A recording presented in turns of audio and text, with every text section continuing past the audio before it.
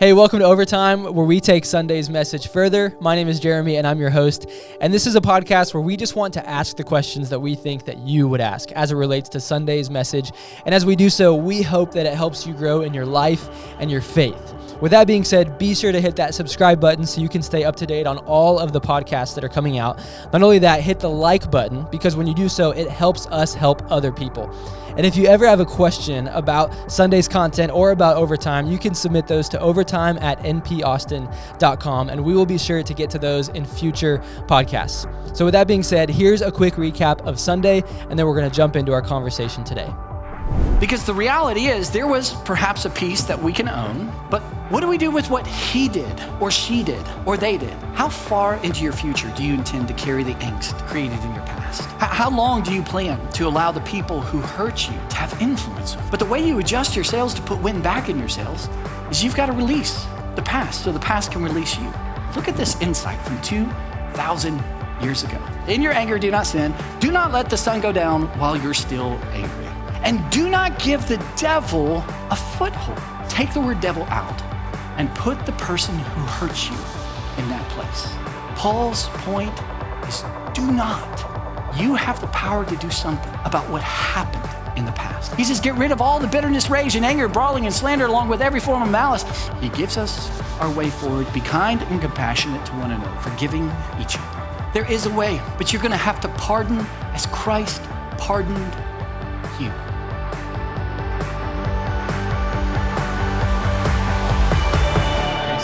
Is back, and that's about all I know about it. So, no.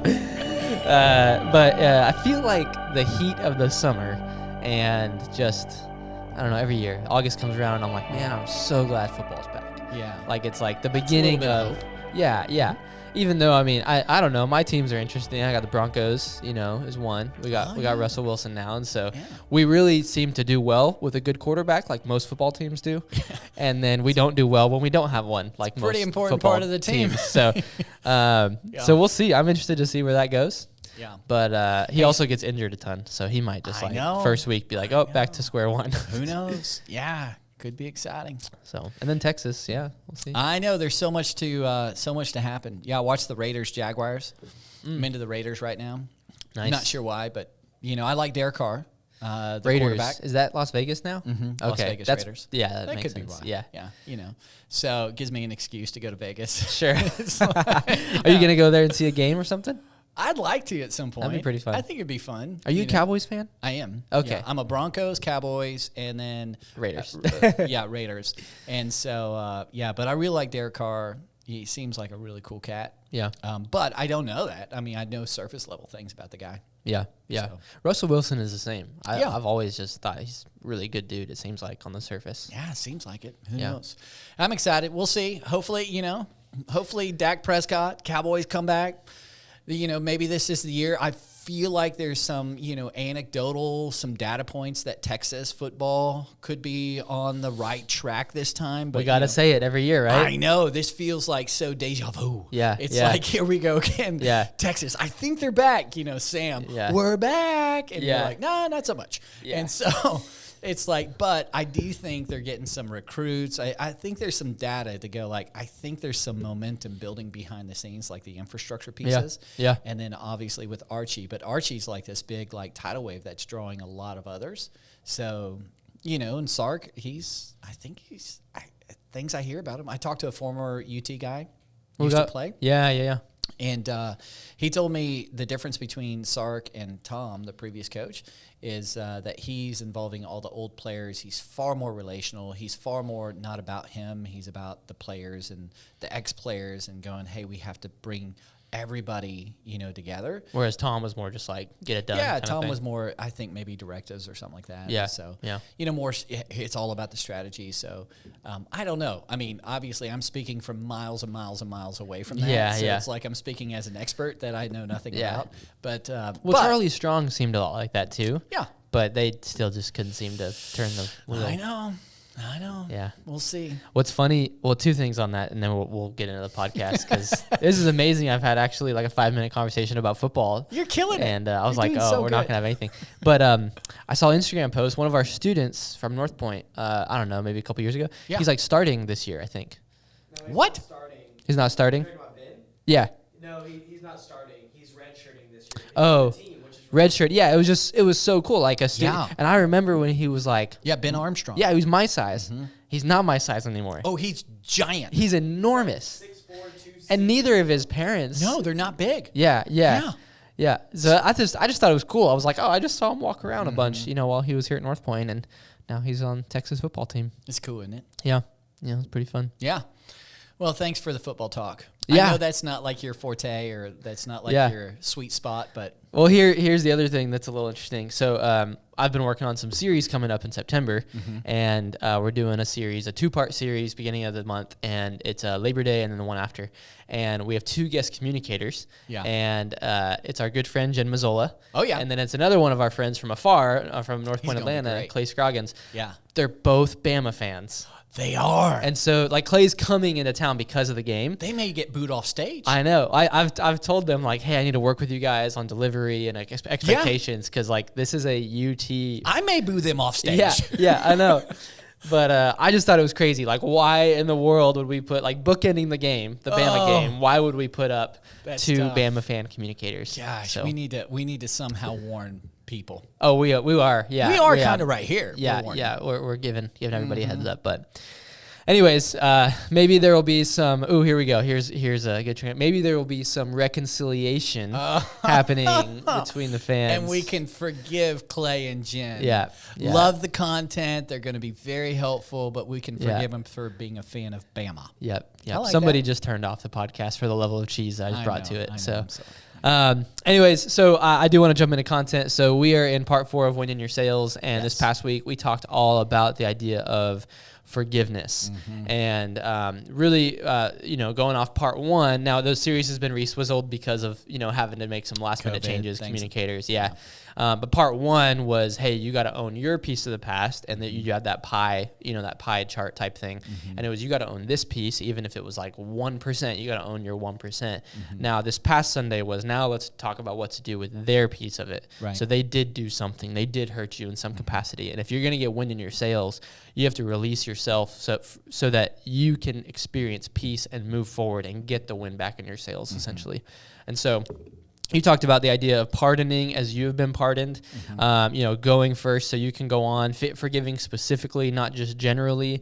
And then you gave kind of the 4-part steps there. And I just want to recap those really quick, but it was, you write down what did they do, and I'll do this quickly, but write down what did they do, write down what do I struggle with as a result, write down what do they owe me, and then write down what will I do with what they owe me. And kind of going through those 4 parts could be a way to put some wind back in your sails, release you from the past so you can move forward. 100%. So Yep. So I want to drill down a little bit because there's a lot of what about this and what about that kind of questions that pop up when it comes to forgiveness. And the first one I want to talk through is just if we're talking about luggage that we're carrying, you use the rock analogy. We're kind of have rocks in our backpack. We're carrying this around. Yeah. How do I identify what that luggage is, what those rocks are that I'm kind of carrying around? Yeah, I think, we smuggle those in is how I illustrated that on Sunday. And I don't think we intentionally do it. I don't think we're like, oh, I want to carry all this luggage with me to weigh myself down in life and, allow me not to experience life to the full or allow me to not experience the relational intimacy I could in my friendships and marriage relationships and dating relationships.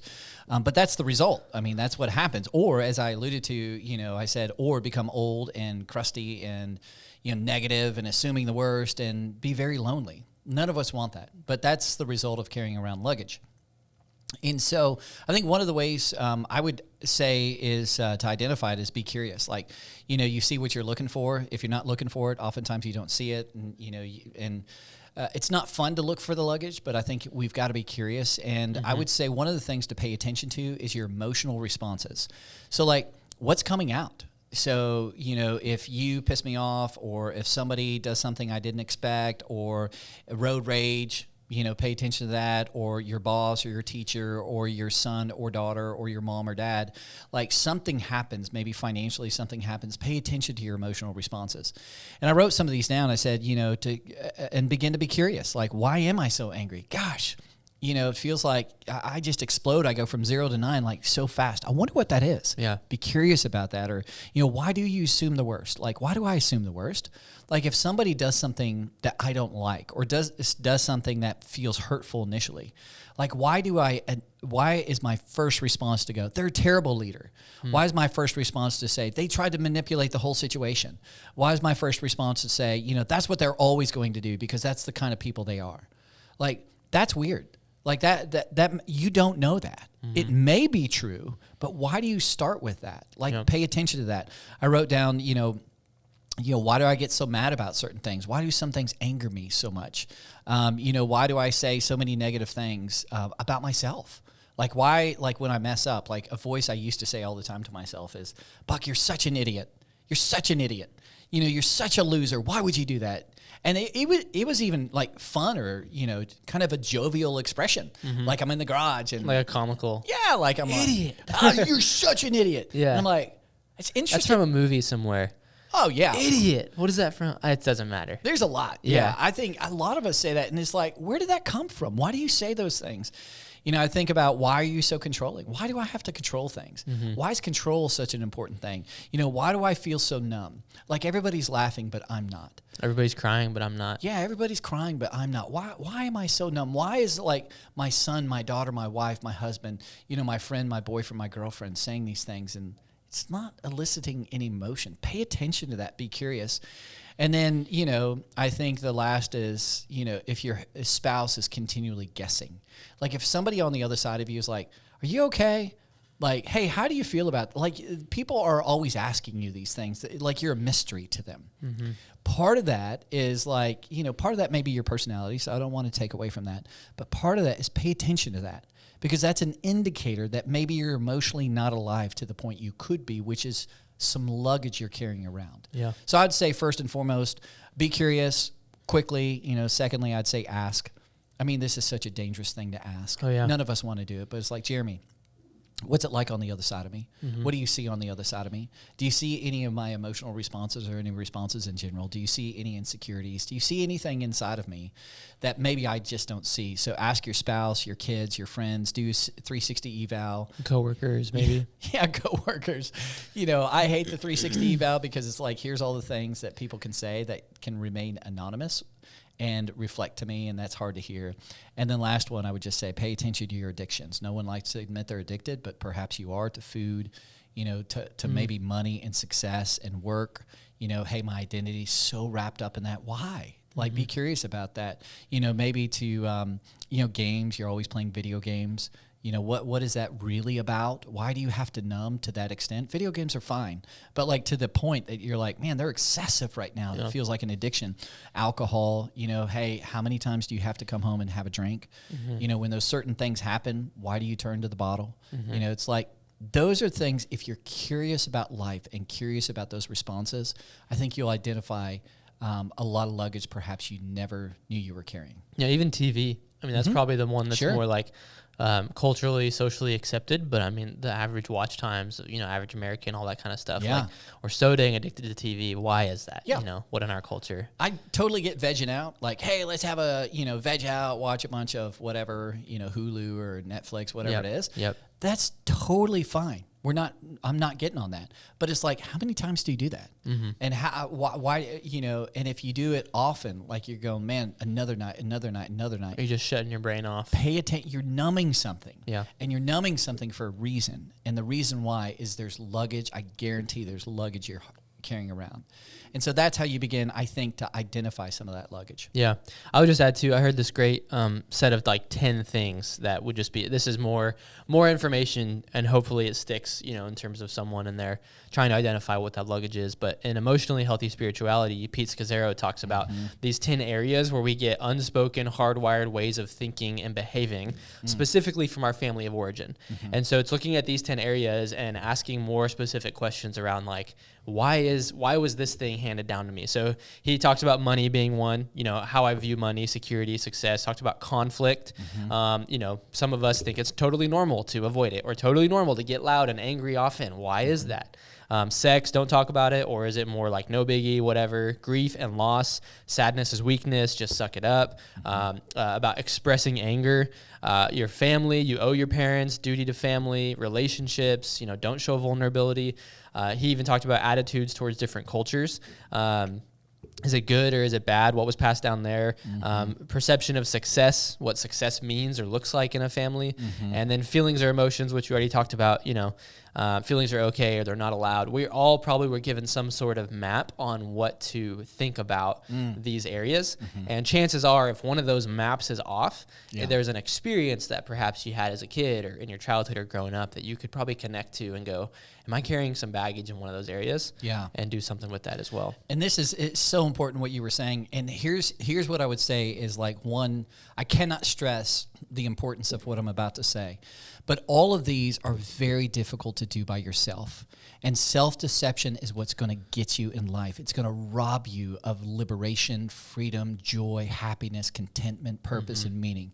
You've deceived yourself. I've deceived myself. So that means I need somebody outside of me to see what I cannot see, to help me become more self-aware. And so everything you reflected, I can convince myself I'm right. I can convince myself these emotions are good. And I can justify so much, but someone on the other side of me, like a counselor, a mentor, a really good friend who's willing to, be able to speak, the Proverbs 27 talks about wounds from a friend can be trusted, but an enemy multiplies kisses. What are the wounds from a friend that actually are going to help identify the luggage who are going to set you free? Because those can be trusted. Yeah. So to do this alone is really hard. So that's why I would circle back to just say it's so important to oftentimes be on the other side of somebody helping identify your luggage. Yeah. And I just think, too, it's helpful to have another person there because it's messy. It's painful. Sure. It's hard. And it gives you freedom. I think my counselor has something he says, don't should yourself. Is what he said. I don't even know if I should share that here. Oh, that's fantastic. But he just says you're walking around with all these shoulds. Yeah. Like I should this, I shouldn't this. We do this when we pray. We do this in our marriage. We do this all the time. All these shoulds of what I should and should not do all the time. And he said, you're shoulding yourself sometimes is what he says. So quit shoulding yourself. Yeah, is what he says. But I think even that, if we carry that into this process of being curious, Brandon Manning says emotions are neither good nor bad, just an indicator of what's going on in us. Yeah. And we got to have another person who helps us have the freedom to feel and not take should or should not into this process, just to feel what's there and figure out what to do with it. 100%. And so I think that's really important. Yeah, especially like in my case, I didn't know how to feel.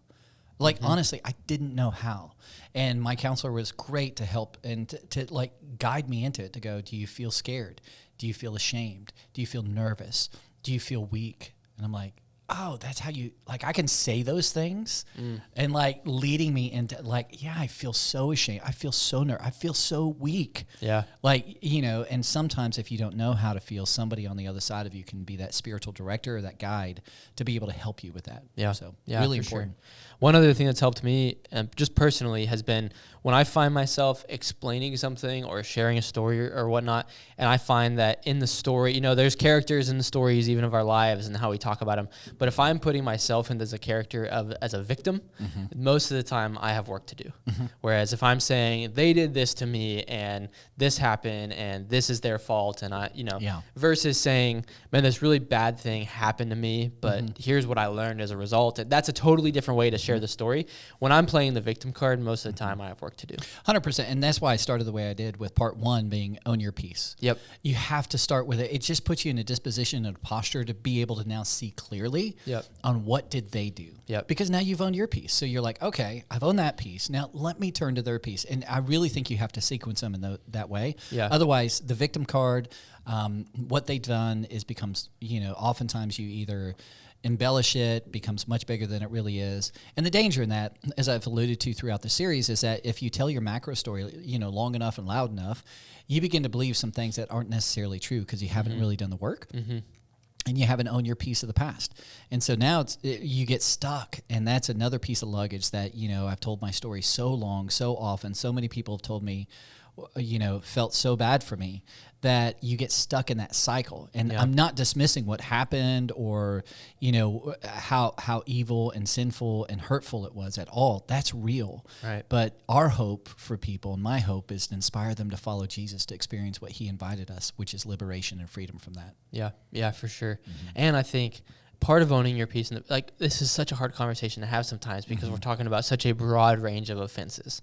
Some of the most horrible, horrific things that you and I don't even know, Right. people who are listening to this podcast have experienced in their life. And they're like, I had no piece of that, right? But you have a piece, and that is a part of your story, and you can't control what happened to you, but you can control how you respond right now in this moment and in the Right. decades to come to what happened to you. Exactly. And that is your piece to own us. Yeah, even own. and that's a really fair point. So think about a circle, and that circle is divided in half, and half of the circle is what happened to you. Maybe 100% is their fault. Yeah. That maybe you and I are sitting down and you tell me what happened to you, and 100% is their fault. There's nothing you did. Yeah. Fine. That's fair. That's 100% fair. That is a reality. Yeah. But then the other half of the circle is what's happening to you internally.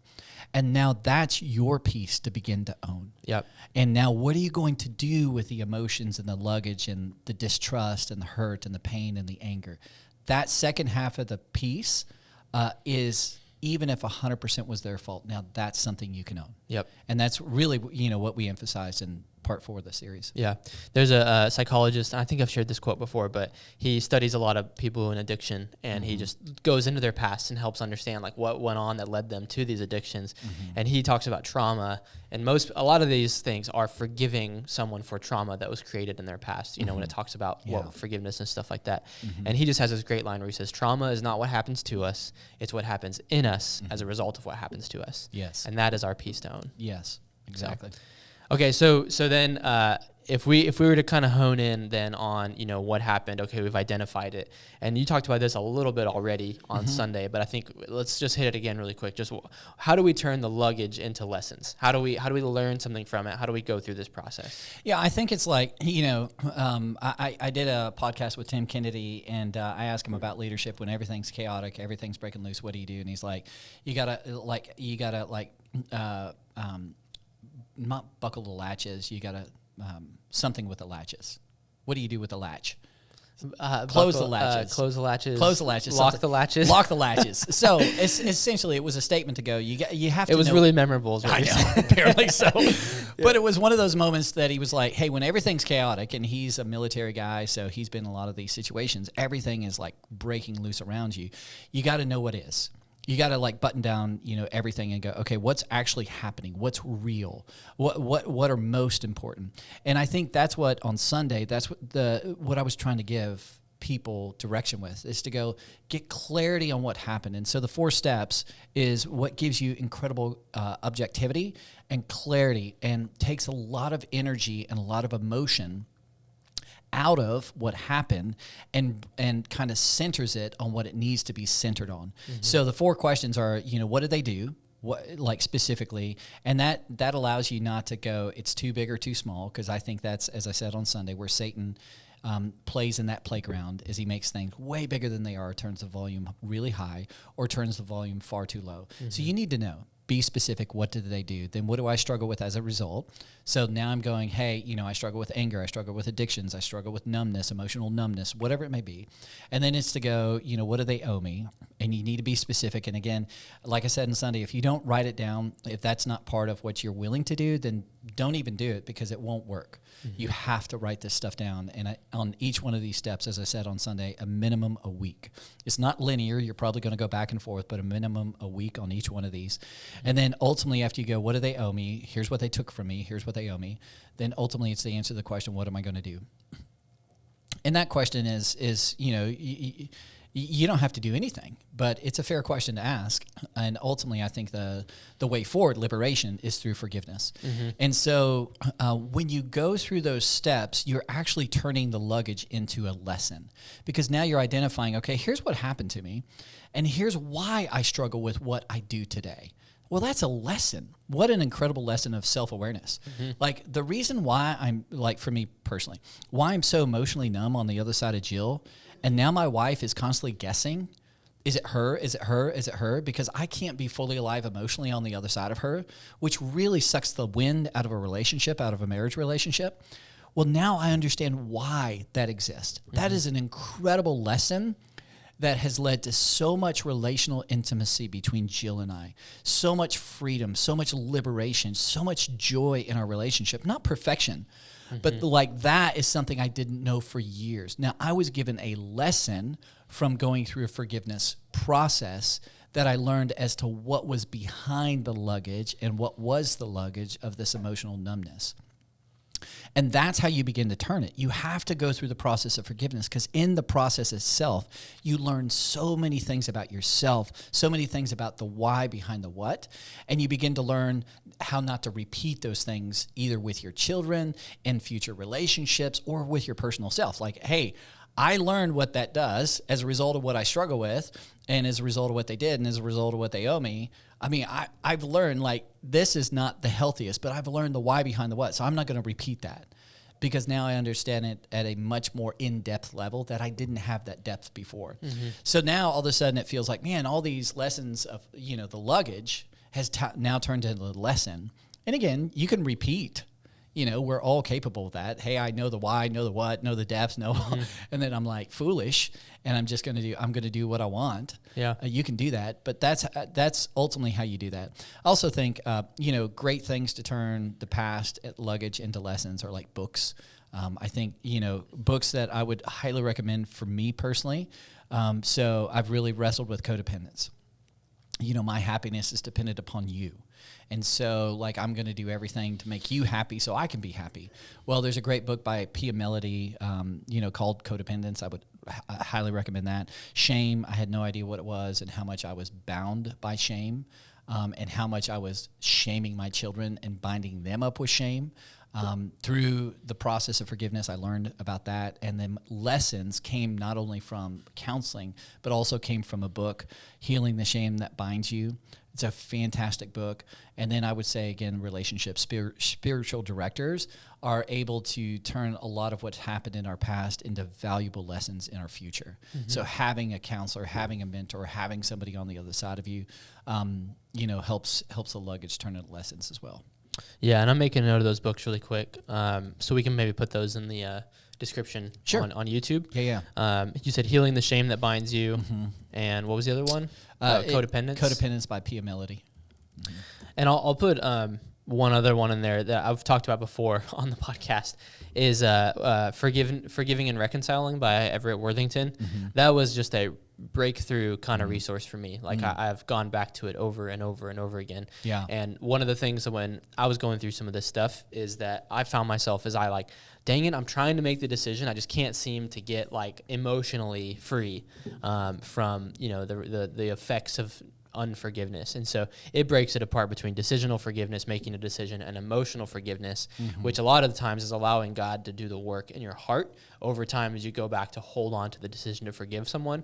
And that book really helped. There's a whole step. And we also talked about it a little bit. Just if somebody is so resonating with this content and needs more resources just to continue, we talked about that specific book in depth on episode 30 of Overtime. So I'd recommend going back there as well. But we'll put all these resources in the description below. Yep, that's great. So next question, how does the gospel really liberate us when it comes to forgiveness? Yeah. So I want to preface just saying there's an informational and experiential aspect of the gospel. So to explain that, perhaps, I don't know if this illustration works, but I thought of it, is, Jesus says the truth will set you free. So freedom, liberation from what you were in bondage or in slavery to. So, if I'm thinking you stole my golf clubs because I know you're such a golfer and you covet my golf clubs. I do. Even though they're 10, especially 15 years old. 5. The 5, yeah. You like the 5. Whatever that one does. Sure. So let's pretend, as we now know, we are pretending, but you did, and I was, or that I was convinced you stole my golf clubs. Well, I'm convinced of that until I discovered you didn't actually steal them. The information now is presented that Josh stole my golf clubs. Oh, man. Well, that information... Sneaky guy. has now actually changed my disposition, my emotional, my emotions, my feelings, my outlook. Like, information has now led to an experience that I have with you. It was a truth that literally set me free, set us free. And there's probably a lot better illustrations of that, but that's how information, learning information, knowing information can actually lead to an experiential, to a freedom aspect. And that's the gospel. I mean, the gospel is learning like, oh my gosh, like I am forgiven. What Christ has done for me, that I have committed the offense. And like the gospel, there's so many levels. It's just not one aspect of the gospel. The gospel can set you free physically. The gospel can set you free emotionally. The gospel can set you free spiritually. The gospel can set you, can set the pace of your eternity. I mean, the gospel has so many different levels. And I love what, how Jesus says in John, he's like, it will set you free. Like, this truth I am giving you. I'm here to say, hey, in this world, you're going to face trouble. That's true. But take heart, I've overcome the world. That through me, the truth I'm presenting to you, there is a freedom gained on the other side of that. And that's the invitation that Jesus is inviting us into. And as I said on Sunday, the more you look into that, the more you research that, it'd be like, I'm researching. Did you steal my golf clubs? Is this actually true? I'm looking at the evidence. I'm researching the evidence. I'm being intentional around the evidence. And all of a sudden I have information that presents, Josh stole the clubs, you didn't. That truth sets a lot of liberation. It's a spark. Mm-hmm. And so same thing, when you discover Jesus is who he claimed to be, that he is the Son of the living God, that he did pay for your sin, past, present, and future, that you don't owe God anything in terms of your sin, like that's been dealt with. Like that's what when you begin to discover unconditional love, it's one of the things the human soul longs for. At the deepest levels of our soul, to be loved unconditionally. You see all of me and you accept me. You love me as I am, not as I should be. Those are the things that begin to shape your emotion, begin to shape your identity. Now you don't have to go find your identity. Good Lord, that's exhausting. We're in a culture, everyone's looking for their identity, and the whole time God's like rocking on the porch with your identity in his hand saying, come meet with me. I have a gift for you. When you discover that, that sets you free. And I also think the fact that you're not alone. I think, the Gospels are so clear that through the gospel, through your decision to place your trust and confidence, not in your ability, but in Jesus Christ, at that very point, we're told through the scriptures, you're sealed with the very Holy Spirit, the Spirit of God, who's called the Counselor. The Holy Spirit is called the one who knows the will of your Heavenly Father. The Holy Spirit is the one who convicts you and says, like, hey, not that way. That'll make life far more complicated. Mm-hmm. Hey, deal with this luggage in your life.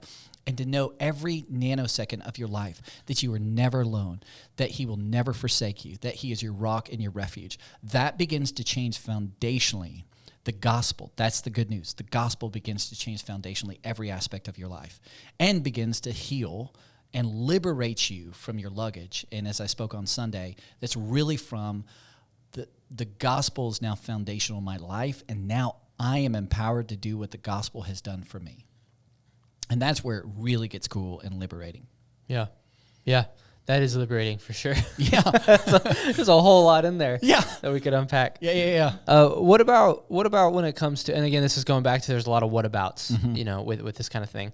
A lot of people go, do I have to forgive? Is a question they have. If you're not a Christian, you are free to do what you want. If you are a Christian, the answer is a resounding yes. You have to. As a follower of Christ, it is a mandate. It is a command. It is forgive as the Lord has forgiven you. Yeah. It's not optional. Now, again, we can leverage our freedom of will, and that's a whole nother discussion, to do whatever the heck we want to do. But if you're asking me as a follower of Jesus, is it optional? No. Yeah. We're called to forgive, regardless of whatever the offense may be. Yeah. I think, too, not just called, but there's a lot at stake in our faith and our relationship with God if we don't. Yeah. There's I don't know where I'm referencing this from, but there's Jesus is talking, I think it's a parable he does.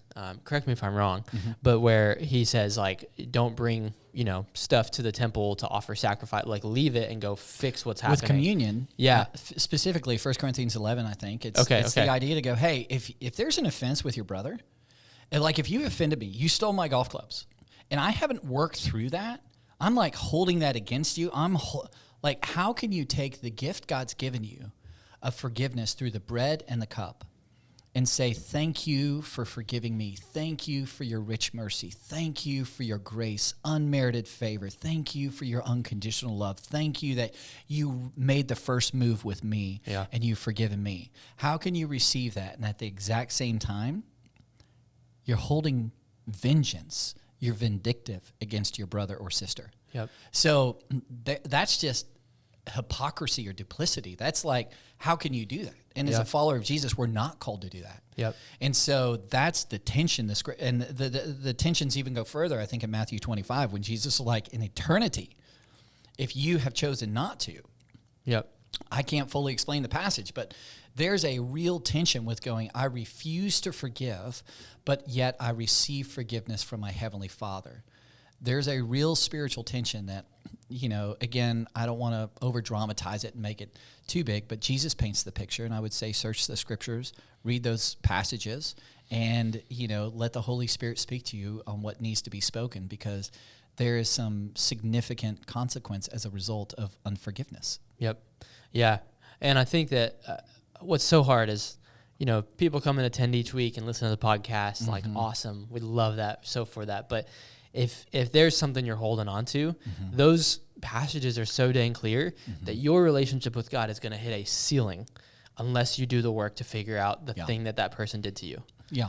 And I would just say, hearing this, I could be on the other side of this if I'm playing the devil's advocate and going like, you just don't understand. Yeah. You don't know how painful it is. You don't know how hard that process of forgiveness. And you're right. I wasn't there with you. I didn't feel everything you felt. And I said this on Sunday. I said, the person who did what they did to you, they don't deserve forgiveness, logically speaking. But I think God looks at you and says, you deserve it. In light of your future hopes and dreams, you deserve forgiveness. In light of your, in light of your relationship with your husband or wife, in light of your kids, in light of your friendships, in light of you becoming fully alive, you deserve it. You deserve it. You deserve going through the darkest valleys perhaps you're ever going to go through, because there is liberation. You are set free. You are not in bondage. You are not in that cell any longer. And to be set free is such a great motivator that I would say, as dark as it may be, it is worth it. So the passages in the Bible, you may read those and feel conviction. But again, I think just hearing your Heavenly Father say to you, you deserve it. As I think about your life, as I think about your freedom, as I think about your marriage, as I think about your kids, you deserve it. And that can be a really good motivator to go through the steps and stages. Yeah, absolutely. And then from there, going through the steps, what's helpful is a lot of people kind of make forgiveness synonymous with like, we're good now. Now me and that person are going to be great. And that's a totally different conversation. Right. Yeah. And that's where making the delineation between forgiveness and reconciliation is helpful. So so important. Can you talk about that a little bit?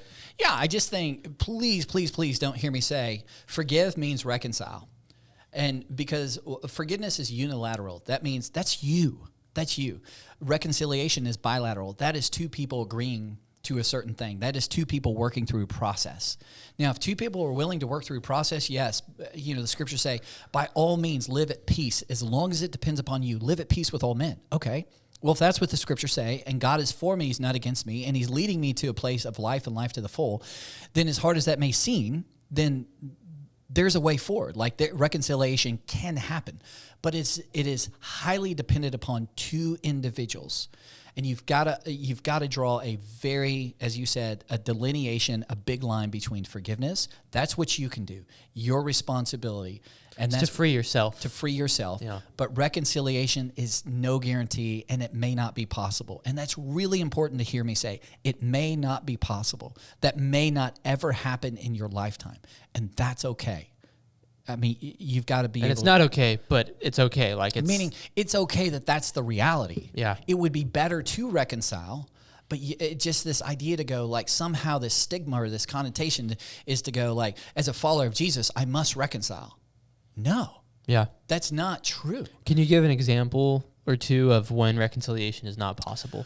Yeah, I would say first, I think part of it is forgiveness is, as I said, it's unilateral. It's you have to go first with forgiveness. I don't think it doesn't work reconcile then forgiveness. You have to go first, because If you don't, there's energy, there's vindictive, vengeful, like energy around reconciliation. And you won't reconcile well because I'm still carrying the energy of, look at what you did to me, Jeremy. Look at how you, now I'm triggered again. Yeah. Right? So don't reconcile unless you've done the forgiveness work. Forgiveness is step one. You've got to go there. But then reconciliation, I wrote a few things down. You know, if I'm reconciling with you, part of reconciling is I've got to see that there's a part of you that's like sorry for what you've done. Like, man, Buck, I'm really sorry for stealing your golf club. Say in that example, you actually did, right? Now, if you're saying you're sorry, but there's no evidence to the fact that you're sorry, so you're playing a religious game with me, then reconciliation is now not possible. I wrote down 2 Timothy 3:5 that talks about they will act religious, Paul says, but they will reject the power that could make them godly. Stay away from people like that. Are you kidding me? That means now I can't reconcile with you because your words are essentially cheap, because you're saying the right words, but there's no actions behind it. You're saying to me, Buck, I'm really sorry I stole your golf clubs, but like you're still using them. You're saying I'm sorry I stole your golf clubs, but there's no repentance. There's no humility. There's no coming to me saying, man, I understand the cost that cost you. Mm-hmm. At that point, reconciliation may not be possible because words are cheap and people play religious games all the time. I think that's an example. I think another example is natural consequences. So this is a little bit outside. Meaning this is the idea to go, hey, you sinned against me. Reconciliation doesn't mean that you're not going to have any consequences. I need to first forgive so there is no vengeance. There's not that vindictive, you will pay for this. Yeah. But if you broke the law, you now have to stand before the court and the judge, and you have to stand before my court. Well, my court will say, I forgive you.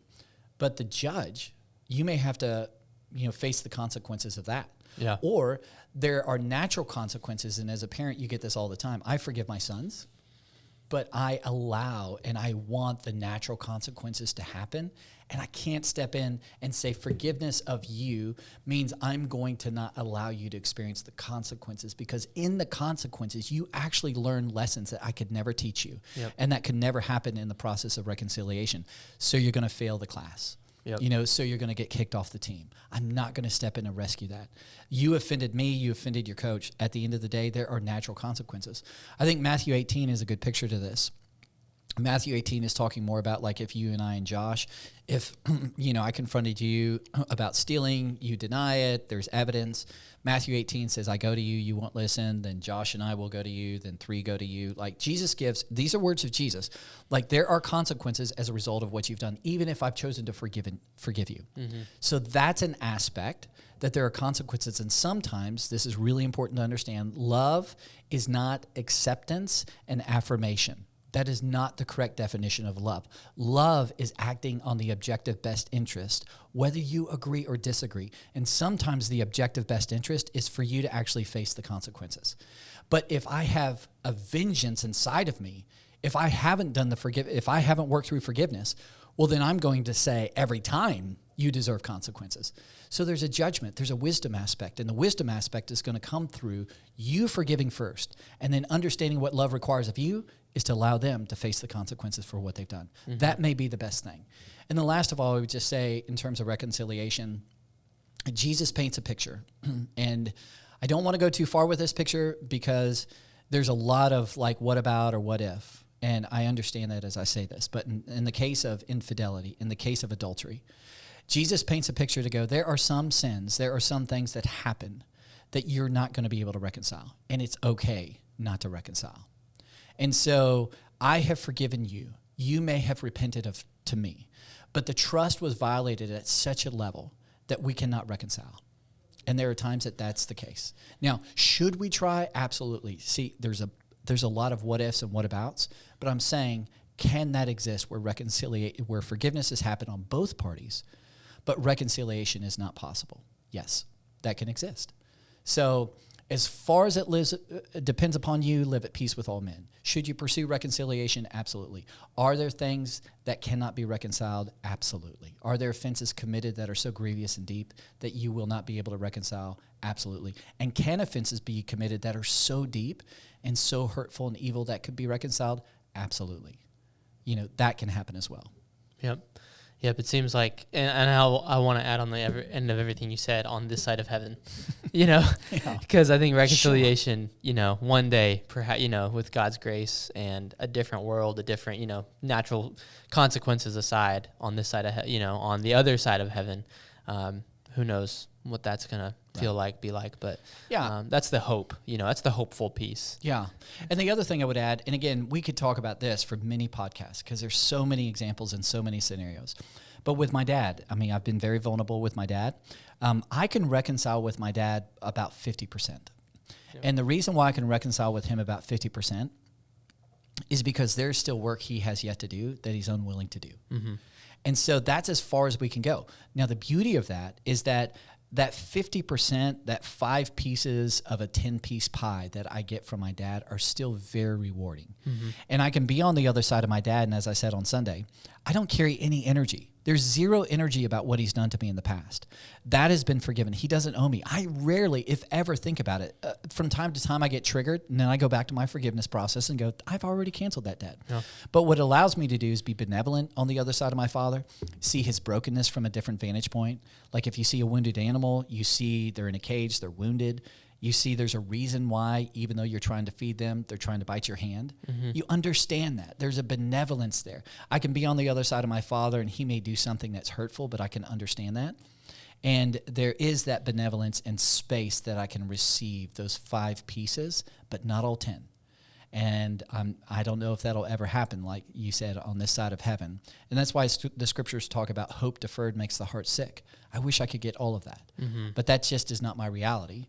And so that's what reconciliation, you may get 20%, you may get 50%, you may get 75% reconciliation, but it may not be possible because as far as it depends upon you, but it also, reconciliation is bilateral. It also depends upon them. Yeah.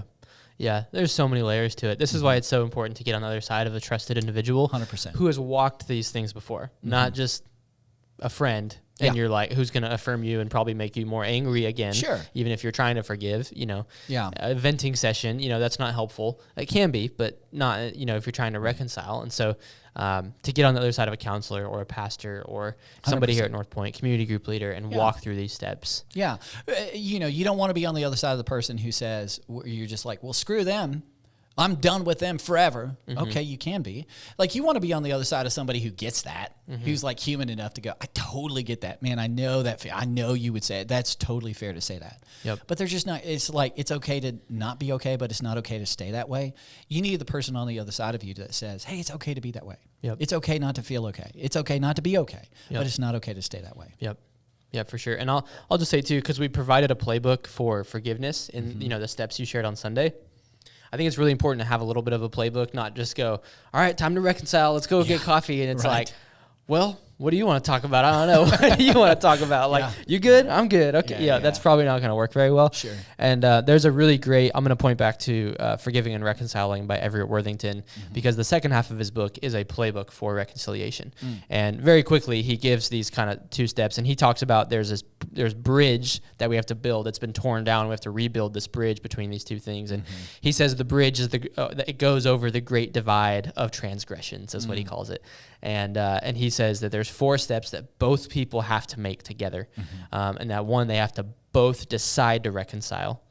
2, they have to both choose to discuss what happened and the ramifications and anything else that needs to be. That's why, again, getting in a room with a counselor, sometimes the only way to discuss what's going to happen is if both of you sit on the other side of an objective party. Right. And that's really important too. The third thing is to detoxify the relationship. A lot of things were said, a lot of things that perhaps need to be unwound. And John Gottman, you talk about this study. He says that, every healthy relationship has at least a ratio of 5 positive experiences for every 1 negative experience. And chances are, if there's a reconciliation happening, that that is so reversed in so many ways. There's a one positive for every 200 negative or whatever it might be. And so that has to be reversed. That's the detoxifying thing. That's like learning to have fun together again kind of piece. And then the last one is devote, to just continuing to kind of pursue it. If both people say this is messy, but it's worth it, and that there's a devotion to working through, and when something happens, hey, we're going to get it together, we're going to talk about it, there's kind of a bridge. And so deciding, discussing, detoxifying, and devoting, those are the really 4 steps of reconciliation. And so again, go check out that resource, go check out that book. It is so helpful, but it's important to have a playbook if you're going to try to reconcile with someone. Really helpful. And I would say if you're listening or watching, this is unsolicited and you may not agree with this, but you should call Jeremy Edlin or email him, because I have watched him go through some of the hardest reconciling pieces, and you've done exactly that. So you're not only speaking from an academic or informational level, you're speaking very much from an experiential place, that you walk the steps and stages of that. And that's a really, really important thing as well. Yep. Sure. Cool. Yeah. I so would thanks for no. doing that. Yeah, no, I would be happy to help anybody who's trying to figure these pieces out, because it is messy and it is really difficult. So, all right. Well, that concludes this. That's how we wrap it up. Yeah, right there. I don't know how to. The last question, and then we're gonna wrap up. Sure. Is how do I learn just to be more forgiving? This is a one-time thing, but it's also something where people were gonna get hurt again. Our stories are not clean stories, cut and dry. How do I learn just to become a more forgiving person in general, to keep winning my sales in life? Yeah. Now, this is not characteristic of me, but I'm going to try to be very quick and summarize. I had 2 things. He who walks with wise grows wise, but a companion of fools suffers harm. Walk with somebody who's walked through the steps of forgiveness. That is one of the key elements you can do. You have to have somebody in your life who's like that spiritual guide, spiritual director. And secondly, Psalms 1 talks about, or Psalms talks about being close to the stream that nourishes your soul. There's nothing more nourishing to empower you to do what feels impossible than the gospel. Yeah. And I alluded to that on Sunday, and I'll allude to it again. How do you learn to be more forgiving? Well, go to the greatest one who has forgiven you, who will empower you to do what today you may feel like you would never have the power or strength to do. He will empower you to do the impossible. So spend more time with Christ, and I want to encourage you as much as you can to do that. Yeah, it's so difficult to not let bitterness grow, to not allow those seeds to take root when someone hurts you. But when you stay at the foot of the cross, it just keeps everything in check. It gives you an empathetic heart. It allows you to stay in that. I'm going to forgive as they forgave me. And sometimes you got to just work this process again. Sometimes it was with this person, and now it's with this individual, and you got to go, okay, I'm going to work this process again. Staring into the eyes of grace for me personally have empowered me to do more forgiveness and to give a gift that it feels like I'm giving them a gift. That actually was the greatest gift I've ever given myself. It's just as much as you can to just stay exactly where you said, at the cross, in the eyes of mercy, in the eyes of grace, in the eyes of forgiveness in Christ. Yep. Awesome. Well, Buck, thank you for walking through these steps and unpacking some of this. We're going to be finishing up the series this coming Sunday with part 5. Exciting. And a big question that we have when it comes to getting wind in our sails is, what do we do when that wind's just not going to come? And how do we navigate that season of life? Yeah. And so that's what we're going to unpack. So we are excited to be talking through it, and we will see everybody either in person or online this Sunday. Thank you, man.